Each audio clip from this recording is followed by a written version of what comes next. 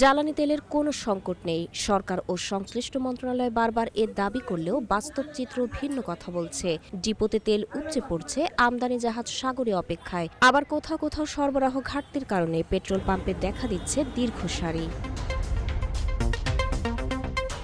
Bangladesh petroleum corporation এবং বেসরকারি শোধনাগারগুলোর depot এখন প্রায় পূর্ণ অবস্থায় রয়েছে। ফলে নতুন করে আসা জ্বালানি তেল সংরক্ষণ করা কঠিন হয়ে পড়ছে।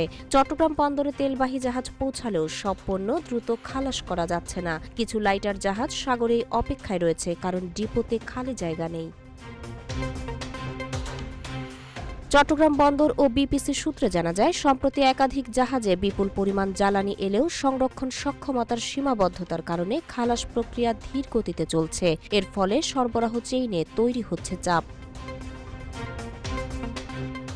দেশের বেসরকারি শোধনাগারগুলোর মধ্যে অন্যতম সুপার পেট্রোকেমিক্যাল দাবি করছে, তারা উৎপাদন অনুযায়ী তেল সরবরাহ করতে পারছে না। তাদের মতে বিপিসির পক্ষ থেকে সময়মতো তেল গ্রহণ না করায় ট্যাঙ্কার পূর্ণ হয়ে যাচ্ছে এবং উৎপাদন চালিয়ে যাওয়া কঠিন হয়ে পড়ছে।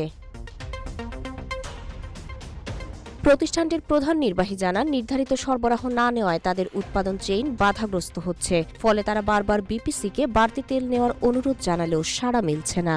অন্যদিকে বিপিসির সঙ্গে যুক্ত বিতরণ কোম্পানিগুলো বলছে, ডিপোতে সংরক্ষণ সীমাবদ্ধতার কারণেই তারা সব সময় পর্যাপ্ত তেল তুলতে পারছে না। ফলে বাজারের সরবরাহে ভারসাম্যহীনতা তৈরি হচ্ছে। পেট্রোল পাম্প মালিকদের অভিযোগ, মাঠ পর্যায়ে তেল বিতরণে বড় ধরনের বৈষম্য রয়েছে। কিছু নির্দিষ্ট পাম্পে বেশি সরবরাহ দেয়া হলেও বেশিরভাগ পাম্পে পর্যাপ্ত তেল পৌঁছাচ্ছে না। এর ফলে অনেক এলাকায় সন্ধ্যার আগেই পাম্প বন্ধ হয়ে যাচ্ছে। তাদের দাবি, পদ্মা, মেঘনা ও যমুনা এই তিন বিতরণ কোম্পানির কিছু কর্মকর্তার সিদ্ধান্তে এই বৈষম্য তৈরি হচ্ছে।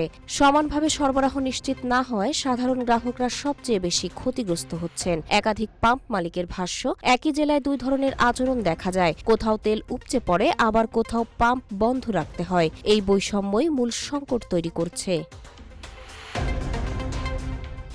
নরসিংদীর পাঠান পেট্রোল পাম্পের মালিক নিবিড় পাঠান জ্বালানি তেল বিতরণ ব্যবস্থায় বৈষম্য ও অনিয়মের অভিযোগ তুলে বলেছেন, পুরো খাতে একটি নীল নকশা কাজ করছে, যার ফলে সাধারণ পাম্প মালিক ও গ্রাহকরা ক্ষতিগ্রস্ত হচ্ছেন।